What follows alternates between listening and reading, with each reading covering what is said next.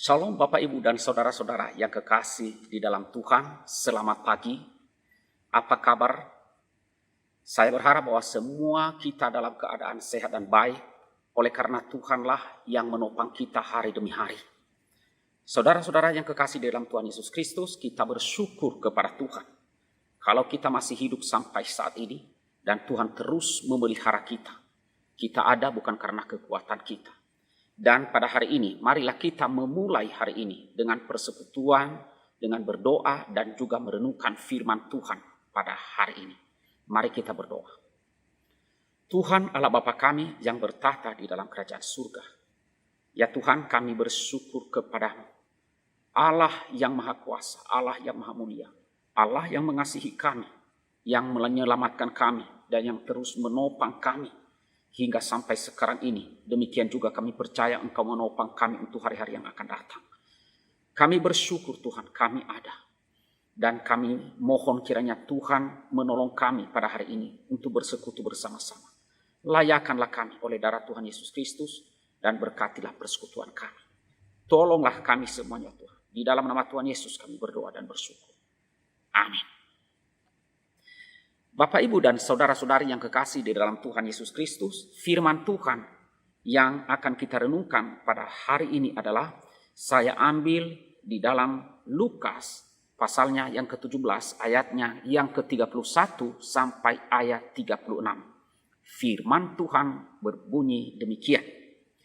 Barang siapa pada hari itu sedang di pengranginan di atas rumah dan barang-barangnya ada di dalam rumah, janganlah ia turun untuk mengambilnya.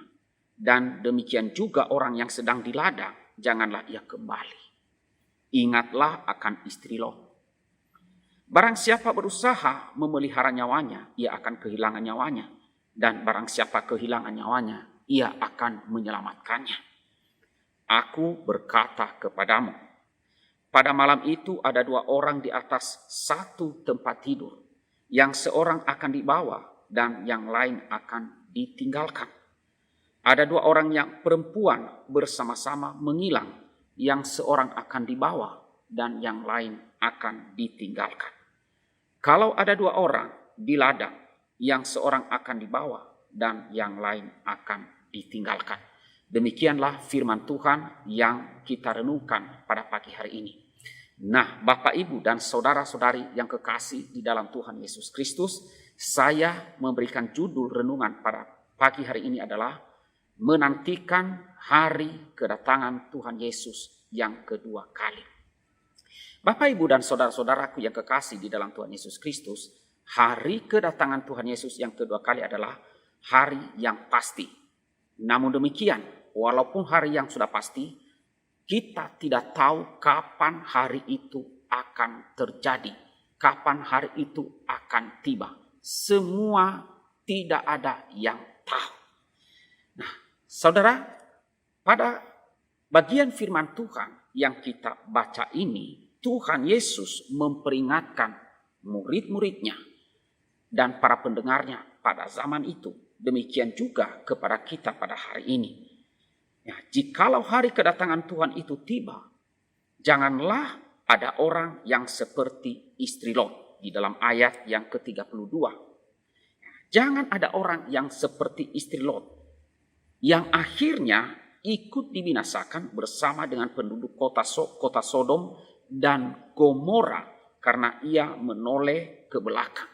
Saudara, peristiwa tentang istri Lot ini tercatat di dalam kitab Kejadian ketika Tuhan membinasakan kota Sodom dan Gomora. Dan sesungguhnya Lot dan keluarganya itu diselamatkan oleh Tuhan. Tetapi oleh karena istri Lot melanggar firman Tuhan, karena ia menoleh ke belakang, maka ia ikut dibinasakan. Saudara, Tuhan Yesus memperingatkan bahwa jika ada orang yang seperti istri Lot, yang terikat dengan kehidupan dalam dunia ini, yakni dengan kekayaan, kenyamanan hidup, dan segala kesenangan di dalamnya, maka ia akan kehilangan nyawanya. Namun, orang yang mau kehilangan nyawanya karena Tuhan akan memeliharakannya, akan menyelamatkan nyawanya. Nah, saudara-saudaraku yang kasih dalam Tuhan, kita tahu bahwa ada banyak hal di dalam hidup ini, di dalam hidup kita manusia, yang akan membuat kita terikat. Misalnya saja saudara, yaitu uang. Uang, walaupun itu hanyalah selembar kertas, namun manusia bisa rela melakukan apa saja demi uang. Misalnya saudara, ada yang karena uang rela merampok. Ya, karena uang mencelakai dirinya sendiri. Demi uang rela kehilangan keluarganya sekalipun. Nah saudara, jika kita membiarkan diri kita diikat dengan hal-hal yang ada di dalam dunia ini, maka kita enggak akan pernah bisa hidup untuk Tuhan. Inilah yang menjadi peringatan bagi kita. Tuhan Yesus mengingatkan kita bahwa di hari Tuhan datang kedua kalinya, apakah kita ini hidup bagi Tuhan ataukah kita hidup bagi dunia ini? Karena itu akan menentukan posisi akhir kita. Ya, tentu saja di dalam hal ini saudara, tidak berarti bahwa kita diselamatkan karena usaha kita. Namun, orang yang benar-benar diselamatkan oleh Tuhan adalah hanyalah orang-orang yang dalam kehidupannya nampak bahwa ia memang hidup bagi Tuhan. Pertanyaannya kepada kita adalah, apa bedanya seorang yang benar-benar percaya dengan orang yang hanya sekedar mengaku-ngaku percaya? Perbedaannya adalah, orang yang benar-benar percaya kepada Tuhan, maka pastilah orang itu akan hidup bagi Tuhan setiap harinya. Sedangkan orang yang hanya mengaku-ngaku percaya kepada Tuhan, hidupnya ia hanya hidup bagi dirinya sendiri, bagi kesenangannya, bagi kenikmatan kekayaan dunia ini. Nah, itu perlu kita waspadai. Itu yang pertama saudara, jangan sampai seperti istri Lot. Yang kedua, peringatan Tuhan Yesus ketika Tuhan Yesus yang datang kedua kalinya adalah, ia memperingatkan bahwa akan ada pemisahan yang terjadi pada saat itu. Walaupun ada dua orang di atas tempat tidur, maka yang satu akan diangkat dan yang lain akan ditinggalkan. Kalaupun ada dua orang perempuan yang sedang mengerjakan pekerjaan yang sama dan bersama-sama, maka yang satu akan diangkat dan yang lain akan ditinggalkan. Nah saudara, apa maksud perkataan Tuhan Yesus ini? Maksud Tuhan Yesus di sini adalah bahwa pada waktu Tuhan Yesus datang kedua kalinya, maka imanlah yang akan menyelamatkan. Dan iman itu adalah sesuatu yang personal. Artinya apa saudara? Artinya saudara, iman kita tidak bisa ditularkan dan tidak otomatis dimiliki oleh orang-orang dekat kita. Sekalipun itu adalah saudara kita. Misalnya orang tua kita, ataupun istri, ataupun suami, ataupun anak. Saudaraku yang kasih Tuhan, kalaupun kita adalah orang beriman, namun demikian saudara, tidak otomatis orang tua kita yang tidak percaya atau anak-anak kita yang tidak percaya akan diselamatkan. Jadi pada waktu Tuhan Yesus datang kedua kalinya, walaupun misalnya ya orang tua kita ataupun kita suami istri, ya kita tidur satu ranjang, namun yang diselamatkan oleh Tuhan adalah hanya yang percaya kepadanya dengan sungguh-sungguh. Hanya yang percaya kepadanya. Misalnya saudara, yang percaya adalah istri, sementara suami tidak percaya kepada Yesus, maka hanyalah istri yang diselamatkan. Suami tidak diselamatkan karena ia tidak percaya kepada Tuhan. Namun jika suami dan istri sama-sama percaya kepada Tuhan Yesus Kristus, ya tentu dua-duanya akan diselamatkan oleh Tuhan Yesus Kristus. Hal ini saudara mengingatkan kepada setiap kita bahwa jangan kita merasa kita akan diselamatkan oleh Tuhan karena ada anggota keluarga yang telah percaya kepada Tuhan. Karena ada orang berpikir Ya, istri saya kan udah percaya Tuhan. Atau suami saya kan udah percaya Tuhan. Atau anak-anak saya udah percaya Tuhan. Atau misalnya orang tua saya sudah percaya kepada Tuhan. Tidak demikian saudara. Ya, jangan kita merasa seperti itu.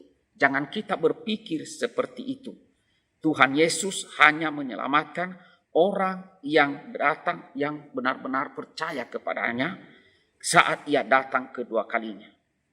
Yang kita ingat di sini adalah ingat bahwa iman itu adalah sifatnya personal. Ya, sifatnya adalah pribadi. Ya, kamu tidak bisa mengandalkan hubungan dengan orang-orang yang udah percaya bagi keselamatan jiwamu. Nah, kiranya dengan renungan firman Tuhan pada hari ini, sekali lagi kita diingatkan akan kedatangan Tuhan kita Yesus Kristus yang kedua kali, yang memang sudah pasti dan harinya pun juga sudah semakin dekat. Walaupun kita tidak tahu kapan harinya, kapan jamnya, tetapi yang jelas kepada kita di sini adalah kita percaya kepada Tuhan Yesus Kristus dan kita hidup bagi Dia. Kita setia kepadanya dengan beriman hingga Ia datang kedua kali untuk menjemput, mengambil kita dalam dunia ini dan membawa kita hidup bersama-sama dengannya. Amin. Mari kita berdoa. Tuhan Allah Bapa kami yang bertahta di dalam kerajaan surga, ya Tuhan kami sungguh bersyukur kepadamu kalau Engkau sangat mengasihi kami dan kalau Engkau telah menyelamatkan kami.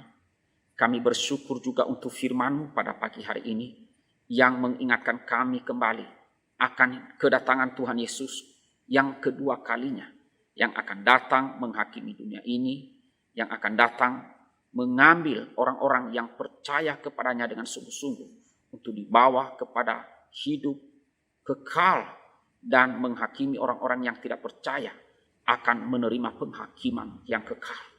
Ya Tuhan, kiranya Engkau menolong kami untuk benar-benar hidup bagi Tuhan selama kami dalam dunia ini, supaya kami tidak terikat dengan dunia dan segala kemewahannya. Demikian juga biarlah kami sadar bahwa yang diselamatkan adalah hanya orang yang benar-benar beriman kepada Tuhan. Walaupun di dalam anggota keluarga kami ada orang yang percaya, tetapi kalau kami sendiri tidak percaya, juga kami tidak diselamatkan. Karena iman itu adalah personal. Siapa yang percaya, dialah yang diselamatkan oleh Tuhan. Berkatilah seluruh umat-Mu ya Tuhan, seluruh jemaat pada hari ini, agar kiranya ya Tuhan senantiasa mempersiapkan diri. Kapanpun Engkau datang, biarlah kami siap sedia. Berkati juga perjuangan kami melewati hari demi hari. Perjuangan mencari nafkah, mengelola usaha dan pekerjaan. Mohon kiranya Tuhan memberkati. Peliharalah kesehatan kami di tengah-tengah pandemi corona yang masih merebak. Kiranya Tuhan lindungi kami. Terima kasih ya Tuhan. Dan biarlah segala puji, segala hormat hanya kepada-Mu saja. Tolonglah kami untuk setia kepada-Mu dan memuliakan Engkau saja di dalam hidup kami. Di dalam nama Tuhan Yesus kami berdoa, kami bersyukur. Amin.